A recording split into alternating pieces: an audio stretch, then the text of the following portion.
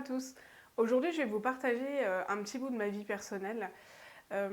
C'est concernant la question que je vois revenir assez régulièrement sur les forums ou même que les proches de victimes me posent très souvent. C'est comment une victime appréhende ses souvenirs d'enfance, comment en fait on fait pour devenir un adulte quand on n'a pas de bons souvenirs d'enfance ou quand on n'a pas d'enfance tout court. Il a fallu en fait que brique par brique, grâce à une thérapeute, je reconstruise petit à petit tous les souvenirs que je n'avais plus. Simplement parce que malheureusement quand vous vivez ça, vous avez beaucoup plus de mauvais souvenirs de votre enfance que de bons souvenirs. Ces souvenirs-là, ils sont passés par de grandes discussions, entre autres avec ma grand-mère paternelle, qui a contribué à me réconcilier avec une partie de mon histoire et qui en fait a réussi à me remémorer des très bons souvenirs que j'avais. Pour ceux qui ne le savent pas ou parce qu'on me reproche souvent de ne pas le dire réellement, moi, je me suis fait violer et j'ai subi des sévices de la part du père de ma mère, donc de mon grand-père maternel. Je déteste employer ce terme grand-père simplement parce que le père de mon père était mon réel grand-père, parce qu'il a toujours eu un comportement de grand-père avec moi. Pour moi, un grand-père ne viole pas sa petite fille, ne fait pas subir tous les sévices que j'ai pu subir ou autres.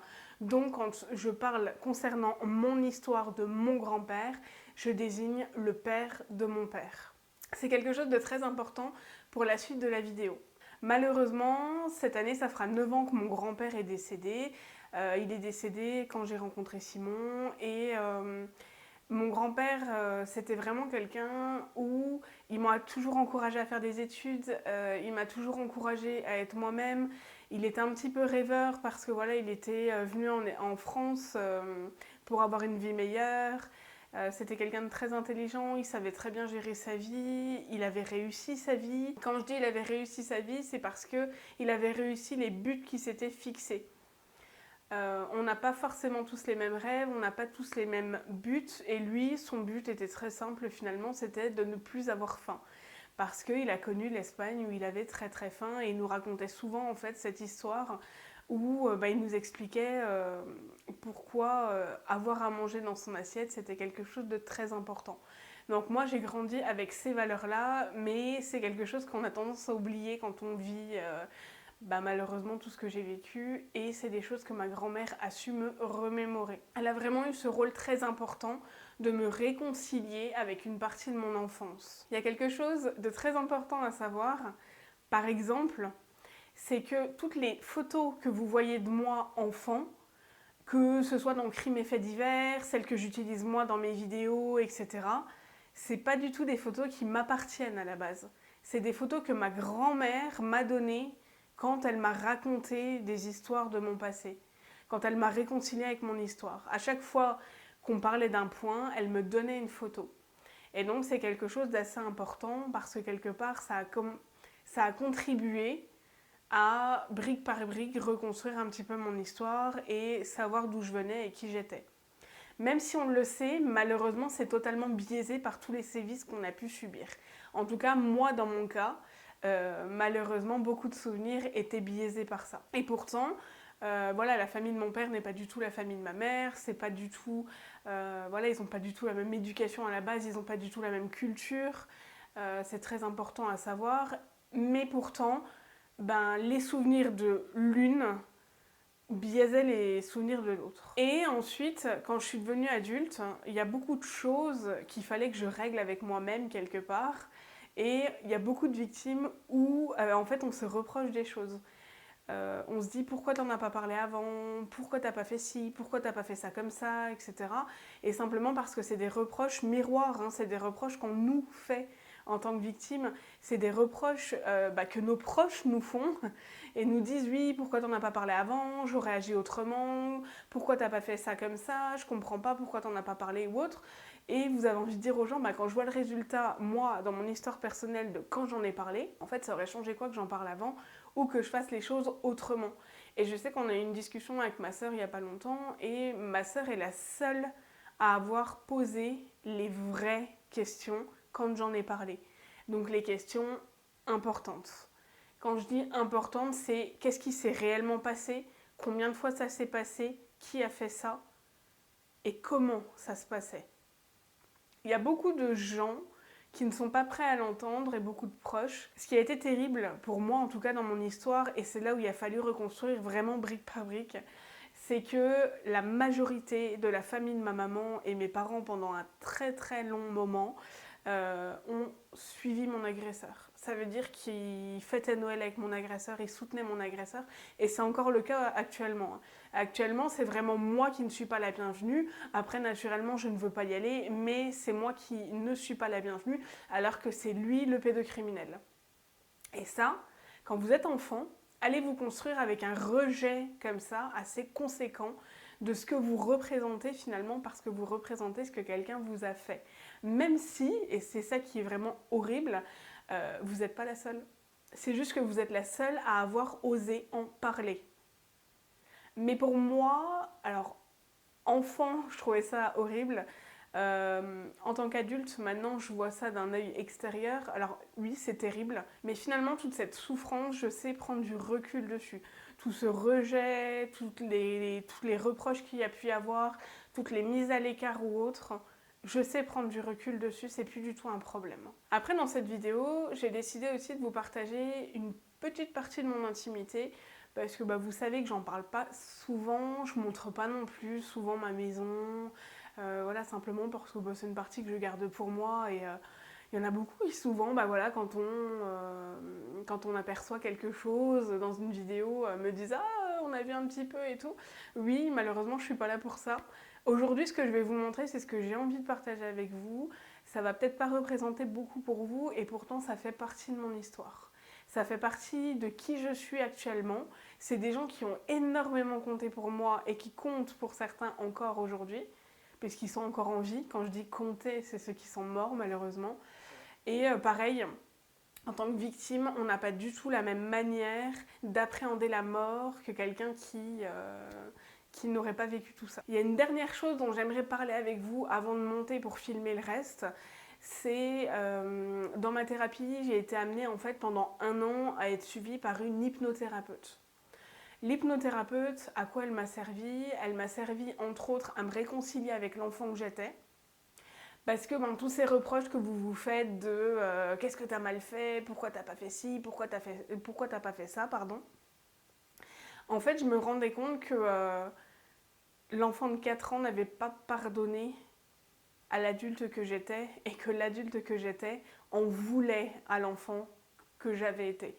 Ça peut paraître très compliqué, mais en fait, l'adulte que j'étais devenue en voulait à la petite fille de 4 ans de ne pas avoir été en parler aux adultes et de ne pas tout simplement avoir été voir la police, en parler à des inconnus, etc. Même s'il faut savoir que plusieurs fois dans mon histoire, des personnes extérieures ont été informées de ce que je vivais et ont été plus ou moins écartées. Ça, c'est vraiment quelque chose de très important à savoir, j'en parlerai peut-être dans une autre vidéo. Et la petite fille de 4 ans, en fait, elle en voulait à l'adulte que j'étais de m'être accrochée aussi longtemps à une famille qui finalement ne voulait pas de moi et d'avoir perdu mon temps. En hypnothérapie, j'ai réussi à me réconcilier avec cet enfant, et cet enfant a réussi à se réconcilier avec l'adulte. Et c'est quelque chose qui a été très très important pour moi et qui a été vraiment salvateur. Parce qu'en fait, ça m'a appris à m'aimer de manière inconditionnelle. C'est vraiment quelque chose de très important, et très peu de victimes en fait savent le faire. Et c'est quelque chose que moi j'ai appris avec Simon, parce que Simon m'a toujours aimé de manière inconditionnelle.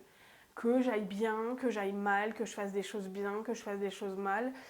Il m'a jamais rien reproché, ou en tout cas dans le sens où il a jamais cessé de m'aimer, et je n'ai jamais eu peur de perdre son amour. Et pour les victimes, ça c'est quelque chose d'assez compliqué, de s'aimer de manière inconditionnelle. Et moi, avec l'hypnothérapeute, c'est quelque chose que j'ai appris. Donc voilà, on va monter et puis je vais vous montrer 2-3 petites choses qui ont participé à ma reconstruction.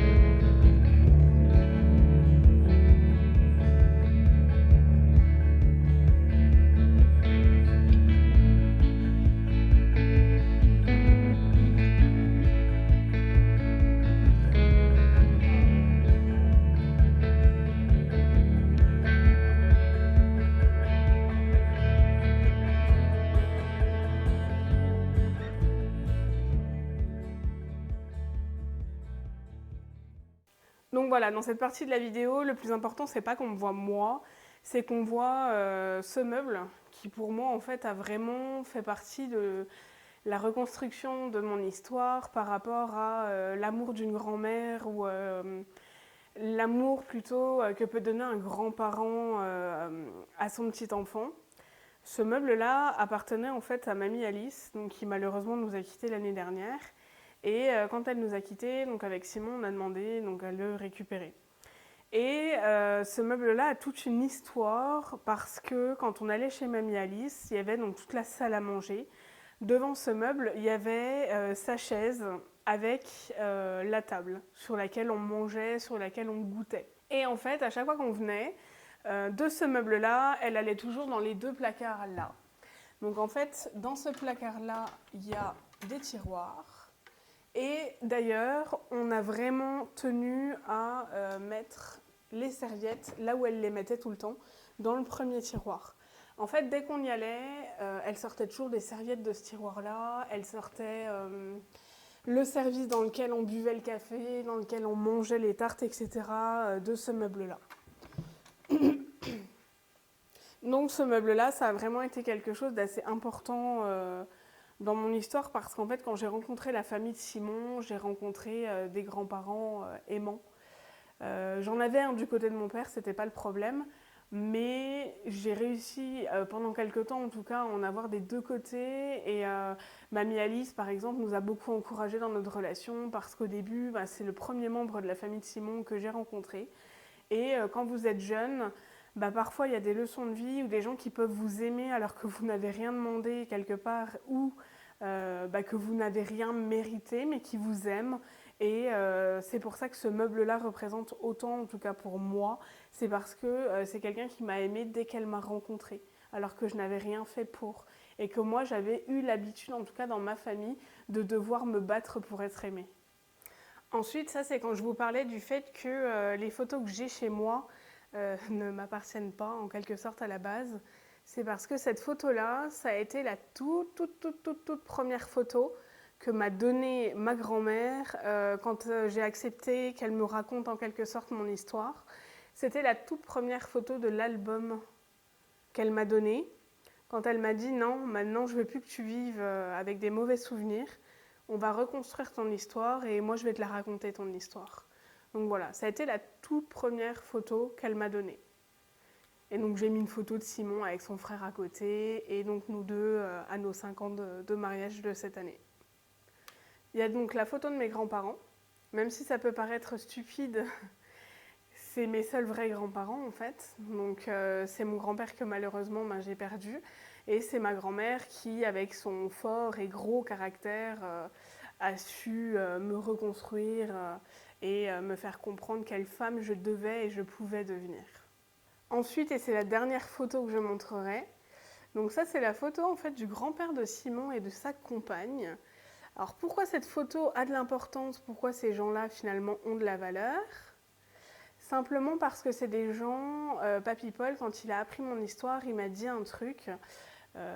Il m'a dit, écoute, tu sais quoi, si celui qui devait être ton grand-père, alors désolé les enfants, bouchez-vous les oreilles, a merdé, eh ben moi je vais devenir ton grand-père. Donc aujourd'hui, quand tu auras besoin, tu m'appelleras, mais par contre, je t'engueulerai aussi comme si j'étais ton grand-père. Et enfin, c'est la dernière chose que je partagerai avec vous aujourd'hui. Ce meuble-là a une grosse histoire, simplement quand on parle d'amour. Alors il y a 2 choses à savoir. Cette plante artificielle m'a été offerte par une copine simplement parce que elle est au courant que, alors je ne sais pas si vous avez vu ma vidéo avec Josepha, mais Josepha est clairement décédée. J'ai vraiment du mal à prendre soin des plantes vivantes et en fait ce cadeau-là m'a beaucoup touchée parce que elle l'a cherché et elle n'était pas sûre en fait au début que ça me plaise parce que elle sait que j'ai que des vraies plantes chez moi. Mais le fait qu'elle soit allée chercher ce pot, voilà, qu'elle ait choisi cette composition, etc. pour moi, c'est vraiment énorme. Ensuite, le petit cœur sur le meuble, il a aussi une signification. Je n'ai pas forcément envie d'en parler aujourd'hui, mais j'en parlerai plus tard, peut-être dans une autre vidéo. Et la dernière chose, donc c'est ce meuble. Donc voilà, ce meuble c'est un bar. Et en fait ce bar-là, donc Simon me l'a offert pour mon anniversaire de cette année. Pour ceux qui ne le savent pas, et c'est vrai que ça je ne l'ai pas partagé avec vous, je suis née début juillet.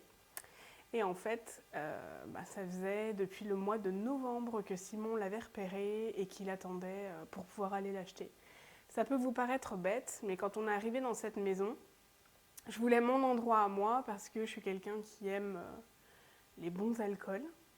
Parce que j'avais parlé dans une de mes vidéos justement de mes problèmes à un moment donné d'addiction diverses et variées, dont l'alcool. Et en fait, maintenant, je ne bois plus que du très bon alcool ou de l'alcool que j'aime. Je ne bois plus du tout pour être dans un état d'ivresse avancé ou autre. Et donc voilà, je voulais vraiment mon endroit où je puisse faire mes créations, parce que j'adore faire des cocktails ou autre. Et donc voilà, Simon m'a offert cette année mon bar. Donc voilà, c'est un meuble qui a beaucoup d'importance, parce que c'est quelque chose qu'il savait.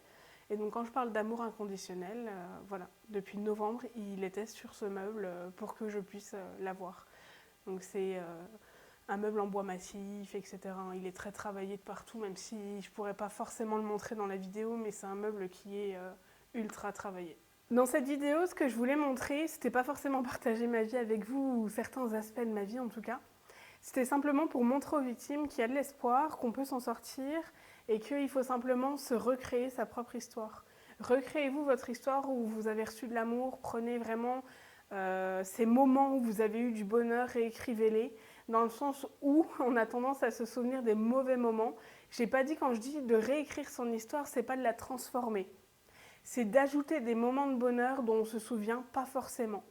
J'espère que dans cette vidéo, j'aurai répondu un petit peu à votre question sur ma manière de vivre, où j'essaye vraiment d'être optimiste, positive, pour réussir à me lever tous les matins, pour réussir à m'en sortir, pour réussir à en être là où j'en suis aujourd'hui en tout cas.